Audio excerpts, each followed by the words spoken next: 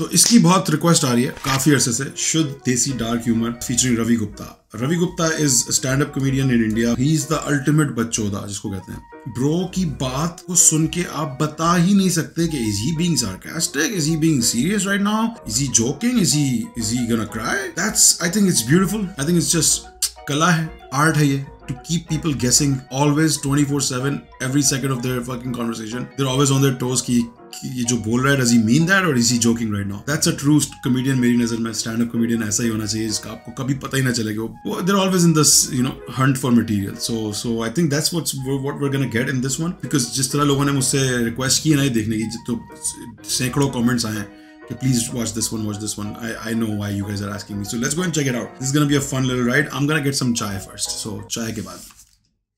Alright guys, I'm gonna get a little comfortable here because it's gonna be a long video. Let's go. कितने time पहले शादी करी भाई?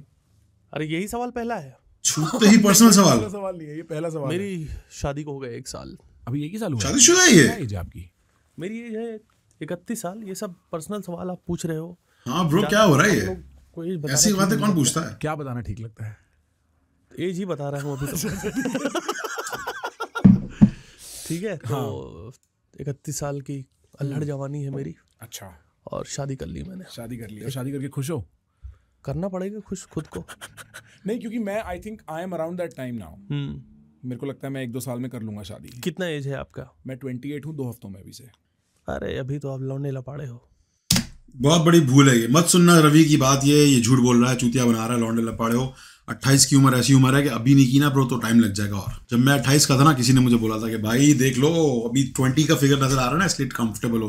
कि अभी भी मैं 20s में हूँ अपने. 28 और 35 में कोई फर्क नहीं है खान. 28 से 35 यूं आ जाएगा, आप बोलोगे अरे ये क्या हुआ. अगर आप अपने 20s में हो, 25 के बाद हो, और ऐसी इंसान है, ऐसा बंदा है आपके पास जिससे आपको लगता है कि ये मुझे सही रखेगा या सही रखेगी, कर लो शादी. सोचो नहीं, ज्यादा नहीं सोचो, कर लो.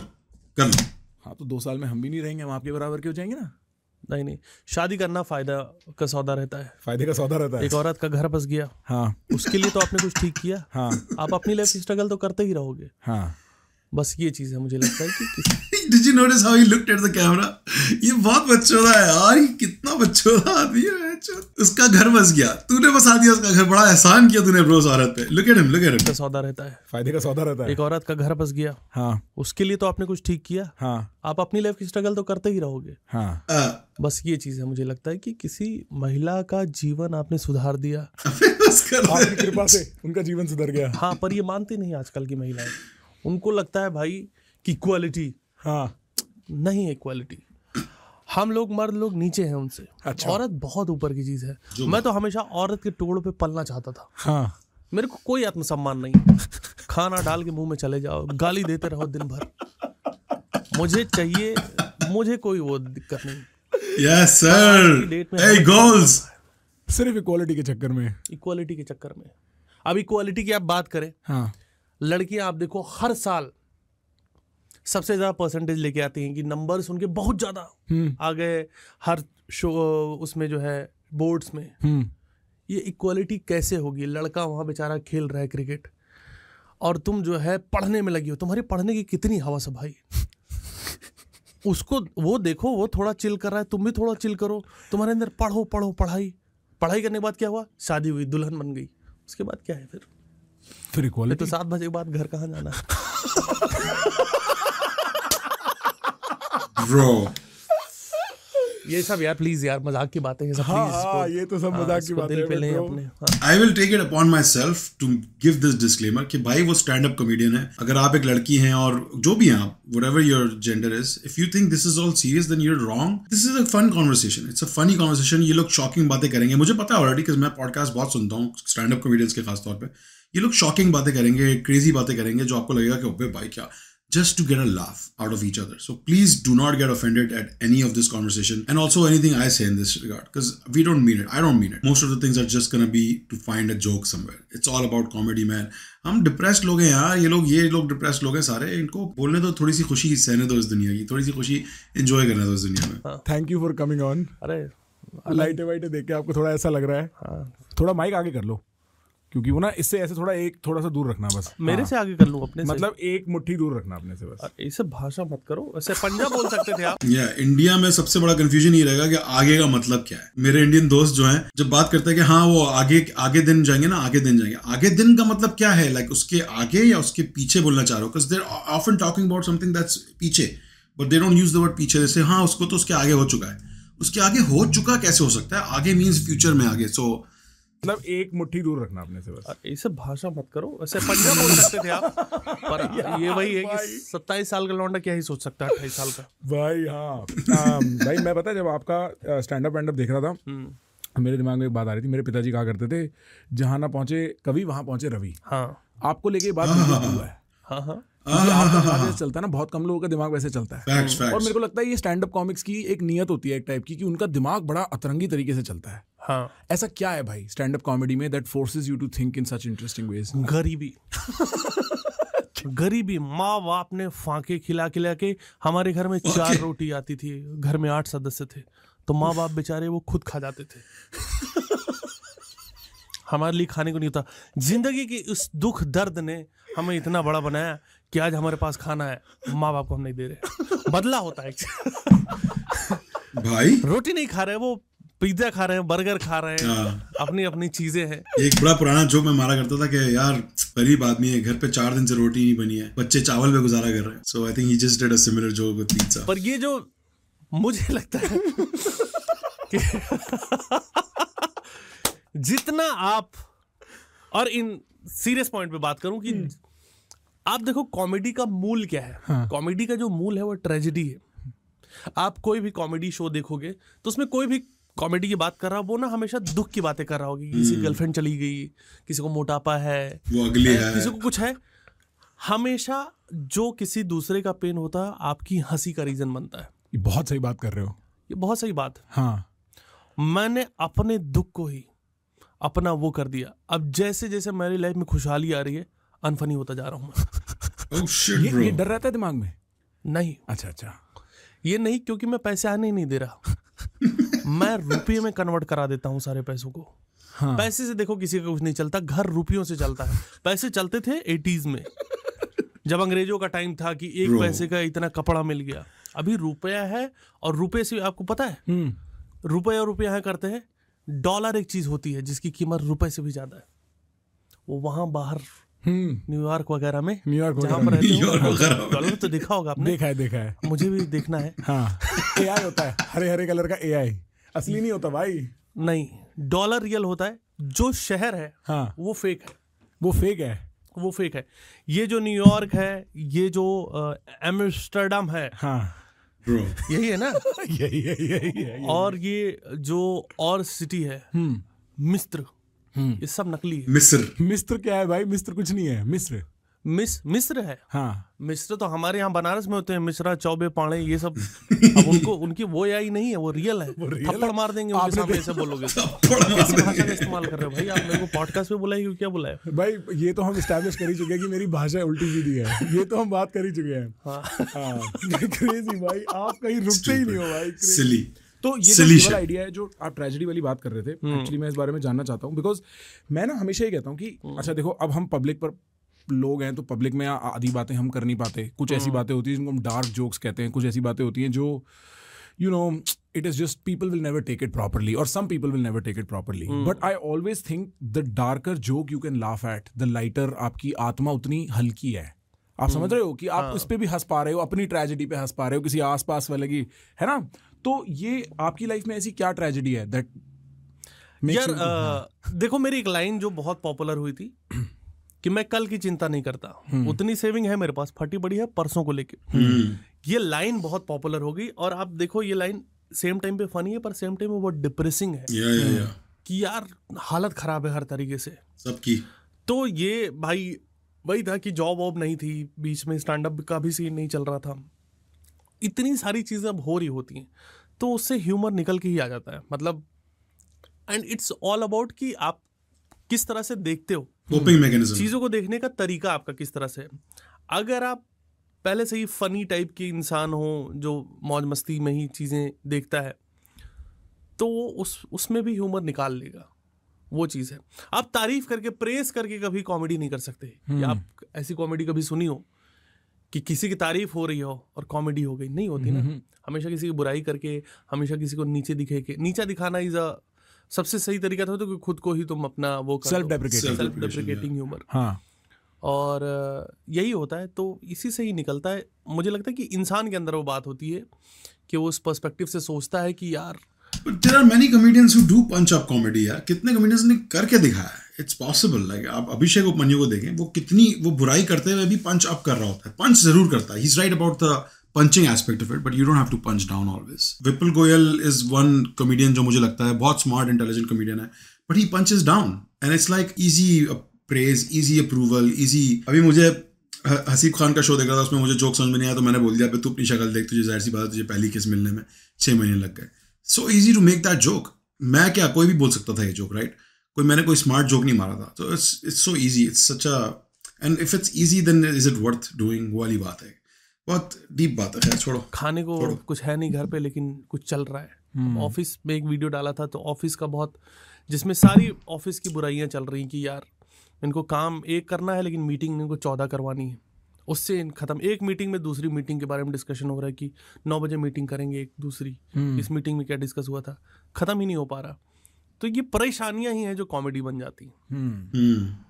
हाँ, बट मेरा कोई दोस्त था, स्टैंड अप कॉमिक था, मेरे को नाम तो खैर छोड़ो, बट वो मेरे दोस्त नहीं था कि एक ऐसा आदमी जिसने अपने बचपन में बहुत टफ टाइम देखे है ना, उसके अंदर से कॉमेडी बड़ी नेचुरली निकलती है, right? Like it automatically, because आपको एक लेवल पे ना एडजस्ट करना पड़ता है। स्कूल में आपकी किसी से नहीं बनती, आपके कोई दोस्त यार नहीं है, आप किसी लेवल पे इनसिक्योर हो, मोटापा होता है, 50 जैसे होता है ना, मोटे लोग जनरली ज्यादा फनी होते हैं, एक स्टीरियोटाइप होता है कि आपको एक अडेप्टेशन अक्वायर करनी पड़ती है अपनी पर्सनैलिटी के अराउंड। एक नेगेटिव है तो उसके अराउंड एक पॉजिटिव बिल्ड करना पड़ता है। As Chandler used to say, defense mechanism. Specific question, but ऐसा आपके साथ was there a specific situation like that when you were growing up? क्या नाम था उसका दोस्त का? नहीं, मैं बता नहीं सकता, काटना। बहुत आला Ravi. Guys, my first book just came out.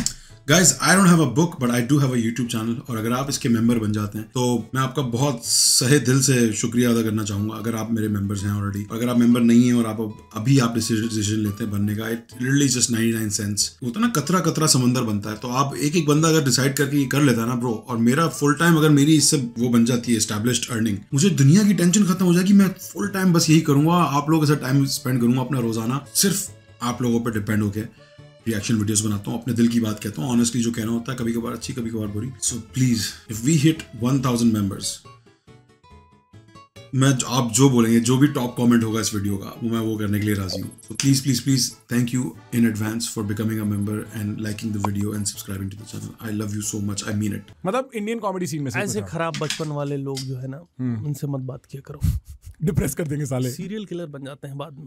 वो आपसे बात कर रहा है, हाँ, और बाद में बोलेगा कि उसको अपने चाचा की याद आएगी कि मेरे को चाचा जी चॉकलेट लेने के बहाने जो है नहीं नो ब्रो, ठीक है। ऐसे लोग से मेरा तो ऐसा कोई ट्रॉमा नहीं था। मेरा ये था कि गरीबी एक जो चीज होती है, बहुत देखी मैंने, और जैसे ही बड़ा हुआ और लोगों को दिखाई मैंने, पैसे छीन लिए अपने, जमीन खरीदी घर वालों की अपने। मुझे बोलते थे ना कि भिखारी बन जाओगे एक दिन, मैंने तुम्हें बना दिया। ये मजाक की बात है। मेरा बचपन तो ऐसे था कि दादाजी के पास खेती थी हमारी। कहाँ पे? गांव में। कौन से मॉल में थोड़ी होगी। हाँ, वो प्रतापगढ़ एक जगह है यूपी में, वहां पर। अच्छा, यूपी से? हाँ, ये यूपी का है, देख के लग रहा है। एक बैल मर गया, मुझे ही बांध दिया हाथ में ब्रो, बच्चों दिया करा लो इससे। मेरे पिछवाड़े पे पूरा खेत जोता, फसल होगी, चोरी हो गई। क्या मिला? कुछ नहीं मिला। कोई बात सीधी नहीं है भाई, आज कोई बात सीधी नहीं है, हम कुछ नहीं पूछ सकते भाई। मैं क्या, आप मेरे से कह रहे हैं भाई, मेरे से रवि भाई कहते हैं पहले पॉडकास्ट से पहले आप क्या सवाल पूछोगे? क्या तो सवाल पूछूं भाई, कहाँ तो ले जाते हो, बहुत अंतर। यार बचपन में सीरियस देखो, हाँ। आपको ये शो का पैटर्न पता चलेगा कि मैं स्टार्टिंग में कुछ बातें बेकार बोलता हूँ, उसके बाद फिर घटिया बातें शुरू करूंगा। काम की बात कभी नहीं करूंगा।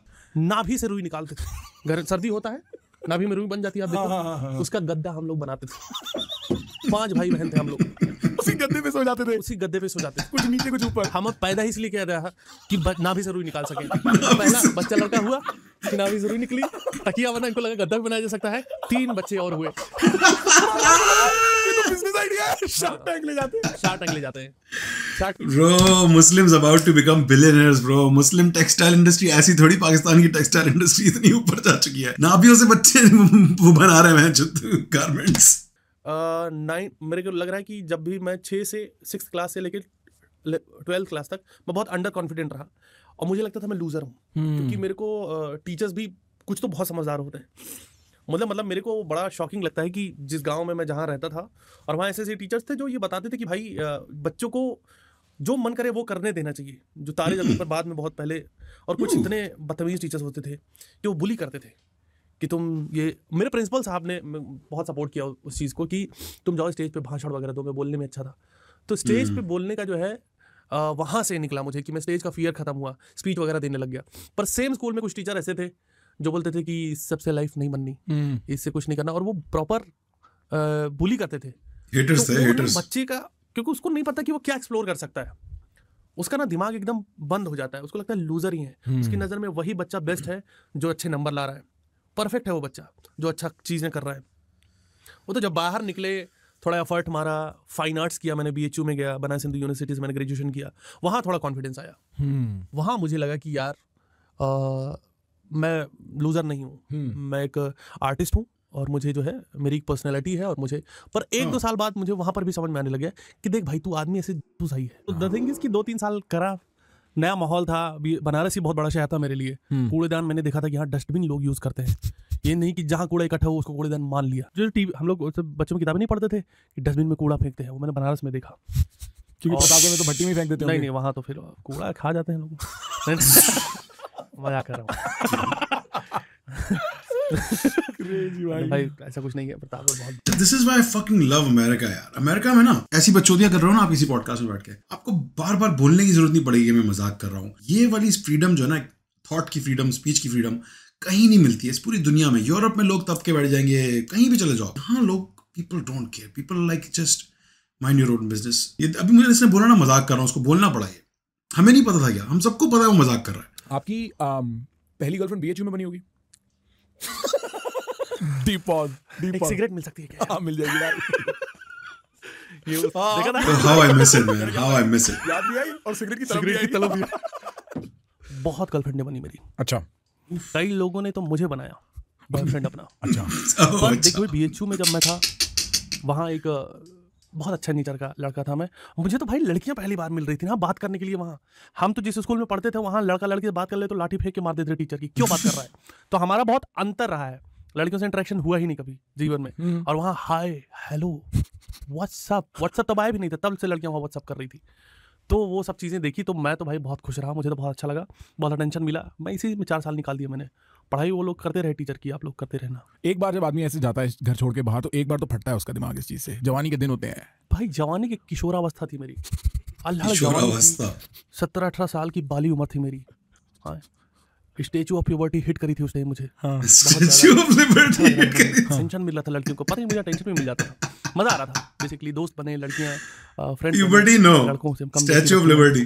जबरदस्ती कंपटीशन क्यों पालना है अपने आसपास? जाओ भाई तुम छोला खा के आओ, मैं यहाँ पूरी खाता हूँ। नहीं, मजाक की बात है। हाँ। बहुत अच्छे दोस्त बने BHU में, और वो दोस्त मेरा अभी भी है। आते हैं शोज पे? बहुत शोज देख लिए। मेरा एक दोस्त है समीर, वो उसने जितने मेरे शोज देखे होंगे उतने किसी ने नहीं देखे होंगे। तो ये है, मेरी दोस्ती सारी उन्हीं लोगों से अभी भी है। ये तो होता है स्कूल और कॉलेज के बाद दोस्त ना फिर वैसे नहीं बनते।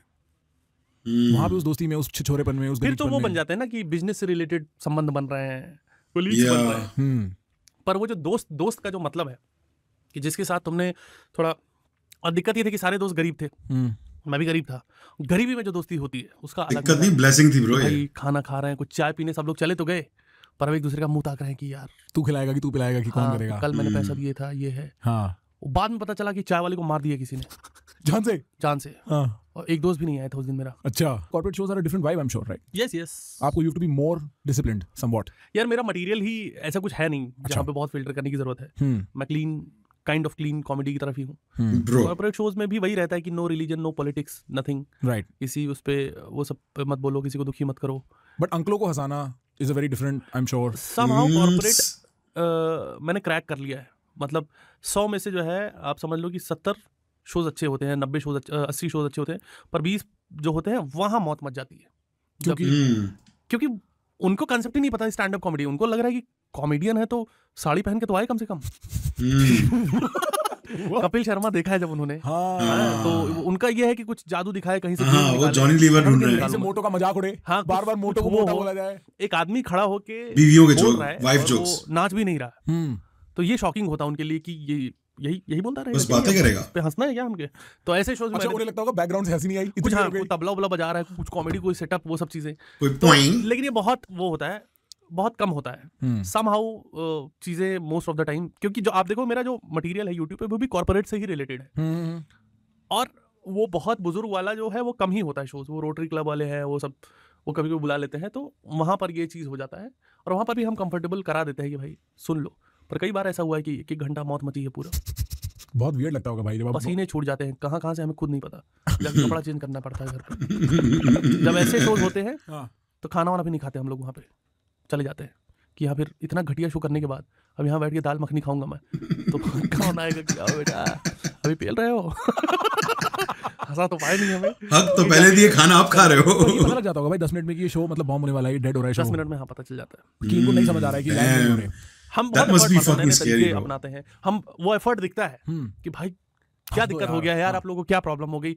आप उस जब अगर शो नहीं चलता ना, क्योंकि अपने को आदत है, और जो है स्टैंड अप कॉमेडी एक ऐसी चीज है जो बहुत अटेंटिव है ऑडियंस की तरफ से भी और आर्टिस्ट की तरफ से भी।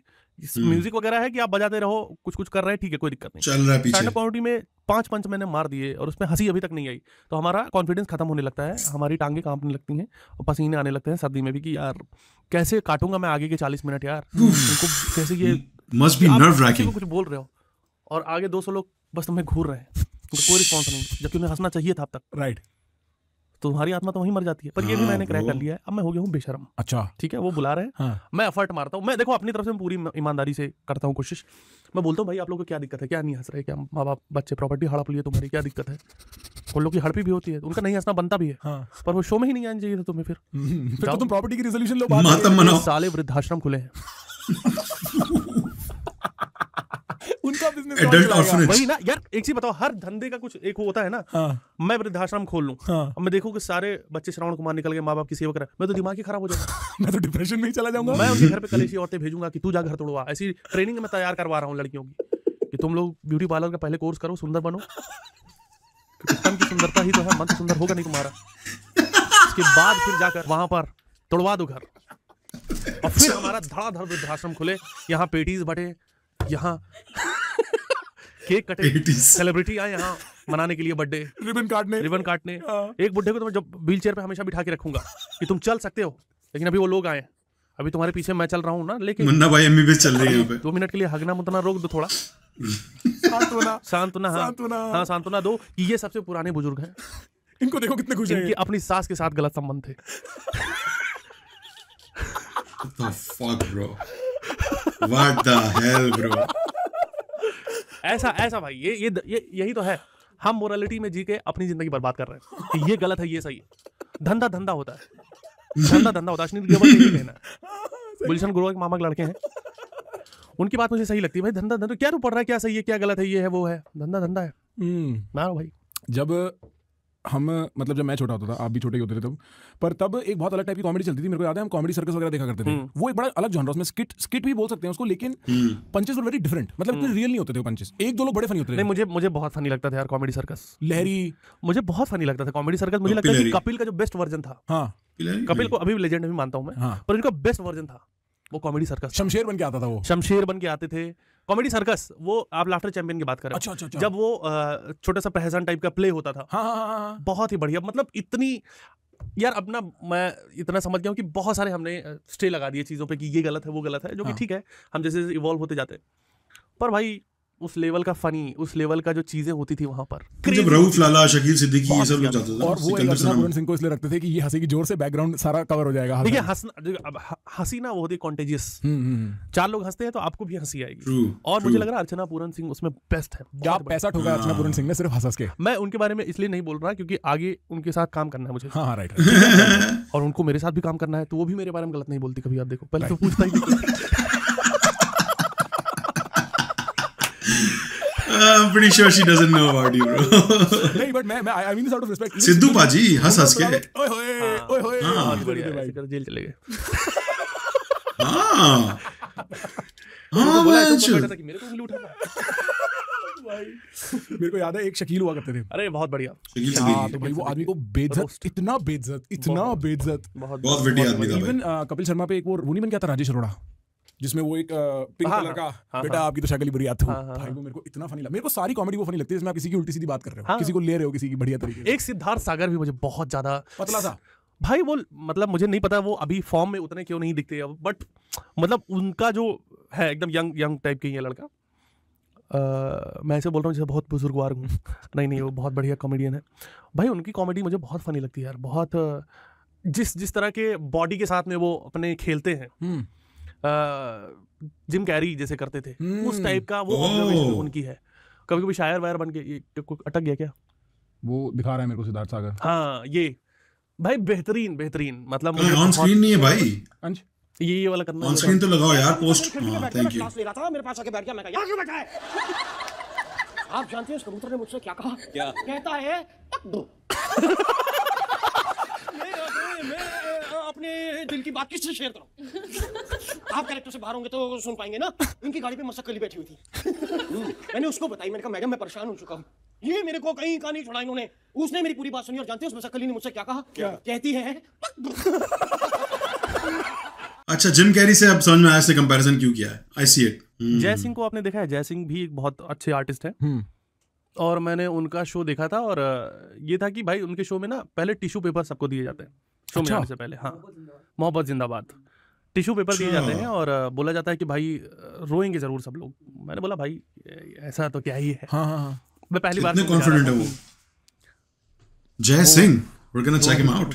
अच्छा वो शो ऐसा है कि रवि गुप्ता रो गया। कॉमेडी होते होते वो कुछ ऐसी आपके अंदर की चीजें हिट कर जाता है बंदा। हाँ। कि लगता है कि भाई जय सिंह शोमी कि यार तुम कनेक्ट कर लोगे, तुम अपना कोई ना कोई ट्रॉमा ढूंढ लोगे। हाँ। और तुम उसे कनेक्ट करके रोगे, फूट के रोगे। शो खत्म होते होते पूरा हॉल सिसकियों से रोने से भर जाता है और वो बंदा मिलता है और लोग मतलब मेरे ख्याल से 1.5 घंटे का शो होता है और 3 घंटे लोग मिलते हैं, हक करते हैं उनको, एक एक करके अपने दिल की बातें बताते हैं। हाँ तो वो शो ऐसा होता है। मैंने वो शो उस तरह का चीज़ पहली बार देखा और मेरी हिम्मत नहीं हुई दोबारा जा पाने की। मेरी तो अब उनसे अच्छी बातचीत है। तो बोला फिर आओ। मैंने बोला अपना काम करो। अब देखो आपसे पंगा नहीं चाहिए। यही चलता रहेगा रंडी रोना जिंदगी भर। रो दिया मैंने भाई, उसके बाद नहीं। Damn bro, that says a lot. एक सत्याग्रह की कहानी थी जिसमें एक सत्याग्रह पे बैठता है एक बंदा, मोटेराम शास्त्री पंडित, और वो जो है बैठता है। अब उसको भूखा रहने की आदत है नहीं, अब भूखा होके बैठ गया, सब लोग उस पर बैठे हुए हैं। अब वो जितना भी दुकान आए, कोई देखा कि समोसे वाला दुकान आ रहा है तो उसको गाली दे रहा है कि हरामजादे को इसी टाइम मेरे सामने से होके जाना था। कभी कचौड़ी वाला है तो बोल रहा है कि जल्दी लेके चला जाए यार यहाँ से। और ऐसे कोई भी उससे बात करने रहा तो उसका दिमाग इसी में लगा हुआ। लास्ट में वो हार जाता है, वो खा लेता है कुछ। तो ये लेकिन पूरा सिनारियो बहुत फनी था। ये व्यंग हुआ ना एक तरीके का। ये व्यंग था। उन्होंने व्यंग बड़े किए हैं उस टाइम जो समाज में कुरीतियां चल रही थी। Guys, I know a lot of you hate कि मैं सबटाइटल्स क्यों ऑन करता हूँ। इसलिए करता हूँ कि जैसे मुझे व्यंग का मतलब नहीं पता, तो मे बी इसमें ट्रांसलेशन में नजर सैटायर। सी सैटायर मतलब व्यंग। So I need subtitles. Please let me have them. ये व्यंग था। उन्होंने व्यंग बड़े किए हैं उस टाइम जो समाज It helps me learn Hindi जो कि थी भाई।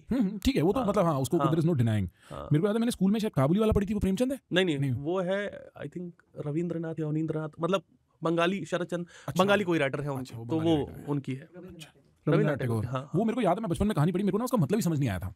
मतलब क्योंकि उसमें क्या होता है, एक वो काबुली वाला होता है, वो आता है एक छोटी लड़की को कुछ दे जाता है, फिर वो गायब हो जाता है बहुत टाइम बाद। फिर वो जब वापस आता है उसकी ना याद उस लड़की से जुड़ी होती है, तो वो उसको ढूंढते हुए वापस वहां पहुंचता है। और तब मैंने बोला, जब हिंदी के उसमें हमारे उसमें स्कूल में थी, मैंने बोला इसका क्या मतलब हुआ। और मेरे को कई बार ऐसा लगता है स्कूल में जो हमें पढ़ा देते हैं ना, उसकी डेप्थ उस बच्चे के दिमाग में नहीं घुसती, उस टाइम नहीं घुसती। ऑफ कोर्स नहीं घुसती। अब मैं जब वो मुड़ के देखता हूँ और अब मेरे को जो यादों का, I mean they literally teach you Shakespeare and William Wordsworth and stuff like that in school, इसीलिए वो आपके ब्रेन को अभी से एक बड़ा झटका पड़ता है, तो फिर आगे जाके वो सही से खुलता है, ब्रेन आपका सही से खुलता है, आपको आगे जाके रियलाइज होती हैं चीज़ें। उस वक्त आपकी कैपेसिटी नहीं होती ब्रेन में रियलाइज करने की। So it makes sense to expose and you also see कि कौन सा बच्चा स्पेशल है कौन सा नहीं है। इससे ये भी पता चल जाता है, छांटी हो जाती है बेसिकली। मेरी जनरेशन में तो भाई इंग्लिश हैड अ प्राइमेसी। आप मैं भी अब इंग्लिश में ही बोलता हूँ, मैं पढ़ाई मैंने सारी इंग्लिश में करी, अभी भी सब करते हैं, बट अभी मेरे को लगता है हिंदी रिसर्जेंस हो रही है। हिंदी साहित्य, हम ओशो की बात कर रहे थे जब लाइट गई थी, आप ओशो को इंग्लिश में सुन लो, मजा ही नहीं आता। आप ओशो को हिंदी में सुनो, ऐसा लगता है कोई आदमी कविता कर रहा है सीधा सीधा बैठे बैठे। और मेरे को हिंदी में इंटरेस्ट ही ओशो को सुन सुन के आ गया। मैं कुमार विश्वास को सुनता हूँ, ओए होए होए यार, ऐसे फीलिंग्स जाग उठते हैं जो मेरे को पता ही नहीं था मेरे अंदर हैं। मुझे This is so informative, man. I'm gonna fucking listen to these things. Kumar विश्वास और ओशो मैंने इंग्लिश में कुछ बातें सुनी है, but I really want to do a reaction to Osho because I think he had great things to say. So stay tuned for that. देखिए, मुझे लगता है हर भाषा की अपनी खूबसूरती है। हम ना बस थोपने में लगे हुए हैं कि ये बेहतर है, ये बुरी है। अभी उर्दू पे चोट की जा रही है या अभी हिंदी पे, पर मैं तो फिर बीच में मिर्ज़ा गालिब को मैंने थोड़ा मैच्योर हुआ, थोड़ी समझ में आई, तो एक मैंने बड़ा अच्छा शेर मैंने टीवी पे ही था कि हर एक बात पे कहते हो तुम कि तू क्या है, हर एक बात पे कहते हो तुम कि तू क्या है, तुम ही कहो ये अंदाज़ी गुफ्तगू क्या है, कैसा बात करने का तरीका है। ये शेर जगजीत सिंह ने गाया है और नसीर साहब ने मिर्ज़ा गालिब का रोल किया है, राइट, और जगजीत सिंह की आवाज़ है। कितना बढ़िया कॉम्बिनेशन है। मेरे को समझाओ ये शेर, मेरे को आज तक नहीं समझ आया क्या शेर है ब्रो, कैसे समझ में नहीं आया, कितनी खूबसूरत, just the usage of word amazing यार, ब्यूटीफुल। मैंने तो रियलाइज नहीं किया था आज तक कितना खूबसूरत शेर है ये। हर एक बात पे कहते हो तुम कि तू क्या है, द जक्सटापोजिशन देयर कि तुम और तू का इस्तेमाल कितना डिफरेंस क्रिएट कर देता है एक चीज में। तुम और तुम, वो उससे बात करते हो उसको तुम बोल रहा है, जबकि वो उसको तू बोलती है कि तू क्या है, ये अंदाज़े गुफ्तगू क्या है। So I don't expect people who are not like Urdu, primarily Urdu background to understand it. इसमें मैंने मिर्ज़ा गालिब के बड़े उसने सच बोल दिया कि मैं भी नहीं समझा पाता, कि कहते हैं कि गालिब मत पियो शराब मस्जिद में बैठ के, तो मुझे वो जगह बताओ जहाँ खुदा नहीं है। खुदा नहीं, खुदा नहीं है। वो ऐसे जाता है कि गालिब मत पी शराब मस्जिद में बैठ के। क्या ये वाला खोलियो, इसमें पता है पूरी कॉन्वर्सेशन है, इसके आगे 4 और भी है, इसके बाद हर शेर ने आगे फिर किसी ने कुछ लिखा, ये मेरी फेवरेट हुआ करती थी एक टाइम पे। गालिब के जो है जौक करके उनसे बहुत पुराने शायर था, तो एक ये हुआ था, आई थिंक एक बहुत बड़े शायर थे, अब जफर के दरबार में ही रहते थे ना मिर्ज़ा गालिब, बहादुर शाह जफर के। तो एक, अब ये गालिब तो बकचोद आदमी थे, अपने लौंडे लपाड़ों के साथ फुल गलियों पे, उनके सामने से एक बड़ा जो है शायर गुजरा, पूरा उसका चौकी वगैरह लेके जा रहे हैं, उसका पूरा शाही सवारी निकल रही है, तो उसको तंज कसा गालिब ने कि बना है शाह का मुसाहिब फिरे है इतराता, कि तुम साला ये बादशाह का चाटते चाटते तुम इतना एटीट्यूड में आ गए हो कि तुम जो है स्टाइल मार रहे हो, बना है शाह का मुसाहिब। उन्होंने शिकायत कर दी कि ये मिर्ज़ा गालिब जो है उल्टा सीधा मेरे को बोल रहे थे। बोले ठीक है, उसको बुलाओ लौंडे को। उसको बुलाया गया, शाम को सजाई गई। बोले हाँ भाई क्या बोल रहे थे? कह रहे मैं तो बस आधा शेर ही बोला है। बोला आधा शेर? बोले क्या? बोले तुमने बोला नहीं बना है शाह का मुसाहिब फिरे है इतराता। बोले हाँ ये मैंने बोला है। इसके बाद की सुनो, बना है शाह का मुसाहिब फिरे है इतराता, वगरना गालिब की क्या है, वगरना गालिब की आबरू क्या है इस शहर में। अपने ऊपर ले लिया कि जो बना है एटीट्यूड वो आपकी वजह से बना है साहब। पूरा माहौल ही पलट दिया, वो सब इंप्रेस हो गए कि ये मैं मेरे बारे में कह रहा था, मेरे अंदर एटीट्यूड जो है ना वो आपकी वजह से। अच्छा ये मेरे को समझ नहीं आई बात। बना है शाह का मुसाहिब फिरे है इतराता, ठीक है ये मैं समझ गया। वगरना गालिब की आरजू क्या है शहर में, वरना गालिब की ही क्या आरजू है। हाँ वरना गालिब की, ये लाइन एग्जैक्टली नहीं है, वगरना वो भी गालिब की शहर में आबरू क्या है, कि मेरी कोई औकात ही नहीं आपके सामने। तो उन्होंने बोला कि गाली दिया लेकिन फिर उसको खुद पे ले लिया। तो ये है, ये पोएट्री कर सकती है। Let me check the share. हुआ है शाह का मुसाहिब फिरे है इतराता, वगरना शहर में गालिब की आबरू क्या है। वगरना क्या है? Rekhta dictionary, that's nice. वगरना पर्शियन अदरवाइज, वरना, राइट, वरना ही है मीनिंग उसका। मतलब ये वाली बात है कि आपने इतना अचीव किया है शाह के टट्टे उठा उठा के, वरना हम जैसों की तो इज्जत भी नहीं होती, हमारी कोई सुनता नहीं है। बौरामी। वगरना गालिब की क्या है, वगरना गालिब की आबरू क्या है इस शहर में। अपने ऊपर ले लिया कि जो बना है एटीट्यूड वो आपकी वजह से बना है साहब। पूरा माहौल ही पलट दिया, वो सब इंप्रेस हो गए कि ये मैं मेरे बारे में कह रहा था, मेरे अंदर एटीट्यूड जो है ना वो आपकी वजह से। अच्छा ये मेरे को समझ नहीं आई बात।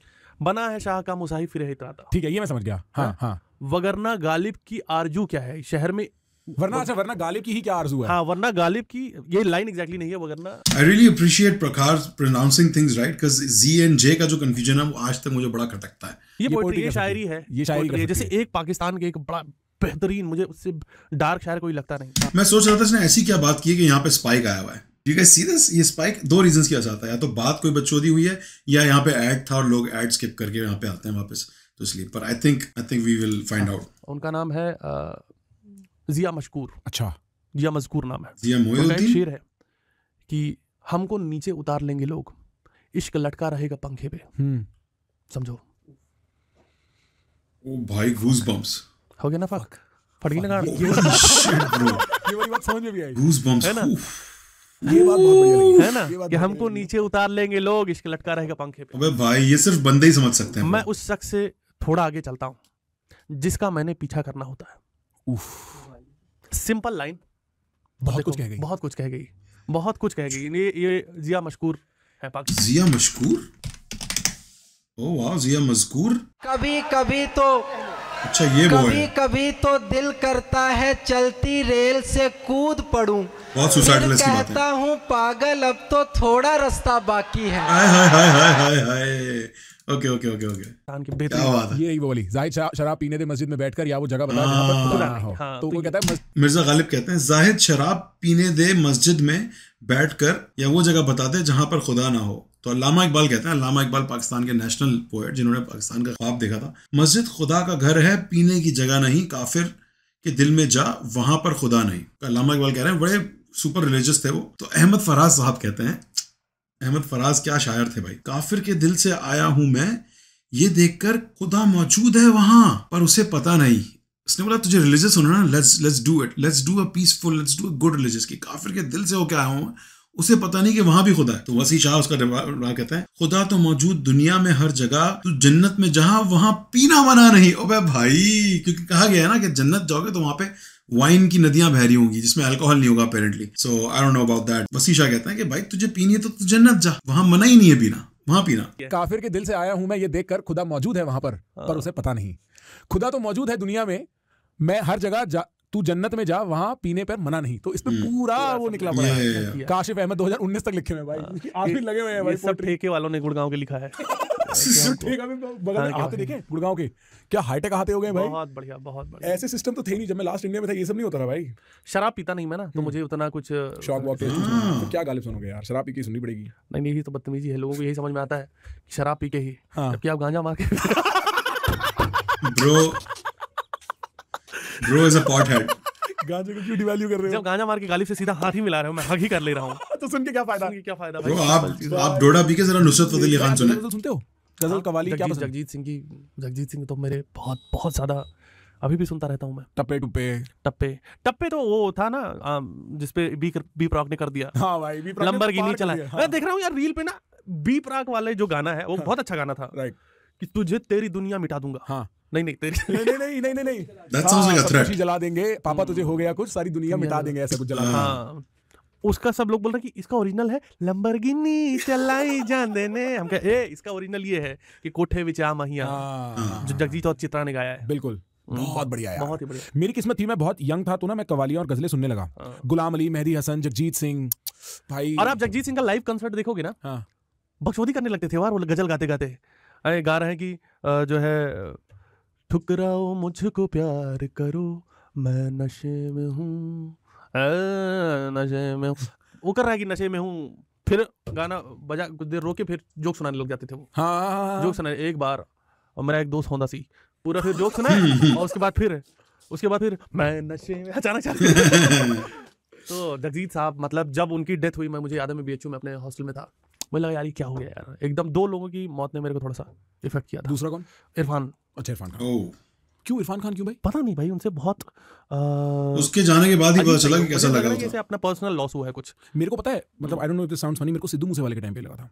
मतलब Sidhu Moosewala was a political sort of whatever a little bit, but जो मेरे को सिद्धू मूसेवाले के गानों से एक रियलनेस लगती थी ना, और मेरे को याद है एक टाइम ऐसा भी था, मैं सोचता था, मैंने सुना नहीं था कभी गाना, मेरा क्या है पता नहीं, my friends would listen to it and like whatever, but once I started listening, मेरे को particularly 295 was such a empowering song for a young Prakhar. और हर आर्टिस्ट उससे कितना कनेक्ट करता है, वो हम सब आर्टिस्ट की आवाज है। बिल्कुल, बहुत ही बढ़िया, once in a million यार, एकदम once in 1000 years, इंपैक्टफुल, एक लाइन ऐसी आवाज। मैं अपने शो में जो एंट्री करता हूँ मूसेवाले के गाने पे, एक गाना लास्ट राइड, हाँ लास्ट राइड, उस पे ही मेरी एंट्री होती है और क्लोजिंग भी उसी पे ही होती है। मेरे को याद है बस्सी का, जब मैंने शो देखा था न्यूयॉर्क में, तो बस्सी किसी मूसेवाले के गाने पे ही एंट्री लेते हैं, उस टाइम उन्होंने ली होगी। और गूज़बम्प्स ब्रो, मेरे को गूज़बम्प्स में कह रहा हूँ यार, स्टैंड अप कॉमेडी करने का ये बढ़िया बैकग्राउंड सॉन्ग होता है आपका। आप बैकग्राउंड सॉन्ग पे रेसलर की तरह वाइब में, और फिर निकालते हो अपना जोक, रेसलर की तरह आते हो आप एकदम। वो स्टेज की पावर तो बहुत अलग होती है। स्टेज स्टैंड अप कॉमेडी या कोई भी आर्ट फॉर्म जो थिएटर या जहाँ परफॉर्म करना चाहिए, वो जितना हाई दे देता है, चाहे तुम जो नशा करने जाओ सब उतर जाता है, और उसका जो नशा आता है वो उतरता नहीं है। तुम पूरी भीड़ को कंट्रोल कर रहे हो, तुम्हें पता है कि अभी मैं एक बात बोलूंगा और सब हंसने लगेंगे। सब सुन रहे हैं मेरी बात, सब अभी तालियां बजाएंगे। तुम सोचो तुम राजा हो आगे। और इसी एटीट्यूड में मार खा चुका हूँ कई बार, तो उसी एटीट्यूड में घर जाता था और थाली फेंक दे रहा हूँ मेरे मन का खाना पड़ा है।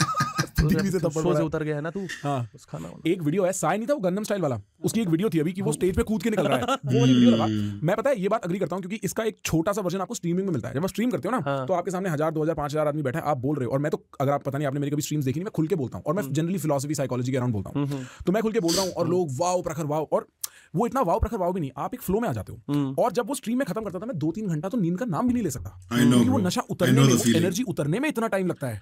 आप शो जैसे खत्म होता है, उसके बाद कुछ देर तक आप अलग जोन में रहते हो। आपने कुछ वो एक अलग नशा है, वो नशा ही है बिल्कुल, जो नशा करके लोगों को नशा होता होगा, मुझे तो नहीं पता। मैं तो इट्स सो फनी, क्योंकि मैं अपना रिलेट करने की कोशिश कर रहा हूँ, तो मेरे लिए स्ट्रीम में जब 100-150 लोग बैठे होते हैं ना, मेरी फट रही होती है। I can't fucking tell you guys कितना मैं नर्वस होता हूँ, कितना मैं संभल के। पर जब 800, 1000, 1500 लोग आते हैं ना, तब मैं अंदर से खुला फील करता हूँ, फ्री महसूस करता हूँ कि अब मैं now I can do whatever I want to do, now I can be open with my self. पर जब कम लोग देख रहे होते हैं ना, ऐसा लगता है कि आईबॉल्स मुझ पे हैं, कंसंट्रेशन मुझ पे ज्यादा है। पर जब ज्यादा होते हैं तो मुझे ऐसा फील होता है कि मैं बहुत खुला हूँ। I don't know how that works, what's the psychology behind that, but I feel like that. I don't know मैं अपने आप को ऐसे क्यों पार्ट बना रहा हूँ पॉडकास्ट का, I am just reacting to it. But आप लोग मेरे साथ बैठे हैं, आप लोग मेरी बात सुनने के लिए हैं, तो मैं आप लोगों को बता रहा हूँ ये कि ऐसा क्यों फील होता है। I don't know. मैच्योरिटी और फेम बहुत जरूरी है आपस में साथ होना। दिक्कत ये होती है कि जब लोग फेमस होते हैं तो उनको लगता है कि मैंने किया है, तुमने नहीं किया। तुम्हारा जो क्राफ्ट है उसने किया है, वो उसको देखने के लिए आए। तुम जब उसको बंद कर दोगे तो लोग आने अपने आप ही बंद हो जाएंगे। कहानी है कि लोग अपने आप पे काम करना बंद कर देते हैं, उनको लगता है कि बहुत सही हो गया भाई, ऑडियंस बन गया, मेरा ईगो करके दिखाया है ये। काम करना बंद कर देते हैं लोग। और फिर लगता है अरे टाइम पे लोगों को गाली दे रहे हैं कि भाई लोग। Dude, Zakir Khan is a master class at understanding how to handle fame. वो बंदा कहाँ नहीं पहुंचा है ऊंचाइयों पे फेम की, और उसने he didn't let it get to him. उसने अपनी क्राफ्ट को इम्प्रूव करता रहा, अपनी क्राफ्ट पे काम करता रहा, ईगो को जीतने नहीं दिया। ये नहीं सोचा कि मैं बहुत बड़ा बाप, मैं ये मैं वो, but he never lets his audience feel that. उसकी जो ऑडियंस है, उसके जो फैंस है, उनको कभी ऐसा फील नहीं होने देता कि वो उनसे नीचे हैं। जब भी मैंने देखा ना लाइव परफॉर्मेंस, 3 घंटे ब्रो ने परफॉर्म किया था, flawless performance यार। When I say the word flawless, I mean it. Flawless performance, 100% accuracy के साथ, टोटल कंट्रोल, टोटल डोमिनेंस एक तरह से। इसके बाद आप सोचते हो यार ये बंदा तो बहुत ईगोटिस्टिक होगा और उसके अंदर कुछ ना कुछ तो होगा, और अगर है तो उसमें कुछ गलत नहीं है, पर he doesn't let it control him. Ego does not dictate how Zakir operates in the world. Zakir dictates how his ego will operate in this world. That's a masterclass. He should teach other celebrities on how to do that, how to live that life. I think a lot of Indian celebrities know that already. They do keep themselves humble, चाहे वो शाहरुख खान के level का celebrity हो या जाकिर खान के level का। That is something that comes naturally to a lot of Indian stars. समझ नहीं आ रहा मेरा काम। नहीं भाई, तुमको लोगों ने इसीलिए पसंद किया कि तुमने कुछ इम्पैक्ट डाला उनकी लाइफ में, और वो इम्पैक्ट बरकरार है, उसके लिए तुम्हारी आर्ट मेहनत करते रहना, जितने फेमस हो गए, चाहे जितने पैसे कमा लिए, तभी तो आर्टिस्ट हो। बिल्कुल 100%। तभी तो आर्टिस्ट हो, बिल्कुल कंफर्टेबल हो गए तो फिर बात ही खत्म हो गई। मेरे को पता है ऑनेस्टली, इवन दो ये भी थोड़ा कंट्रोवर्शियल हो सकता है, बट मेरे को लगता है रैप में वो पावर है, अच्छे रैप में, केंड्रिक लमार स्टाइल रैप में, अगर मैं इंग्लिश की वर्ड्स में बात करूं। हिंदी में भी मेरे को कभी सीधे मौत, आपने सुना है सीधे मौत वगैरह? हाँ, वैसे सुना है, चलते फिरते। कुछ लाइनें उनकी ऐसी होती हैं, आदमी ठंड, क्योंकि पोएट्री है ना, जब आप एक उसमें रिदम में एक क्या कहते हैं लिरिकल क्वालिटी में, डिवाइन की पोएट्री, मेरे को it's a grounding effect. And I feel like अगर एक रैपर स्टेज पे जब चढ़ता है और रैप करना शुरू करता है, क्या हाई होता होगा, आई कैन नॉट इमेजिन। मैंने बहुत ज्यादा रैप नहीं सुने हैं। हाँ। मैं बीच में थोड़ा सुनने के जोन में गया था। मैंने ऐसा एक चीज में पकड़ता हूँ ना, तो मैं थोड़ा कुछ दिन उस जोन में रहता हूँ, तो मैंने रैप, और मुझे है ये तो है दमदार चीज तो है, मतलब कि स्टैंड अप से ज्यादा कुछ बहुत वो लगता है ना। मुझे एक वो लगता था जो ड्रम बजाते होंगे। मेरे को भी लगता था ड्रम है ना, जो ड्रम बजाते होंगे, के मार रहे हैं। क्योंकि तुम कभी भी देखोगे कि जो भी इस तरह का हार्ड इंस्ट्रूमेंट बजाते हैं, आप कोई भी मान लो, मैं ऐसे शोज बहुत देखे हैं जिसमें बहुत शास्त्रीय संगीत है, तो वायलिन वाला अपना वायलिन बजा रहा है, सितार वाला सितार, हारमोनियम वाला, पर जो तबला वाला है उसका एटीट्यूड की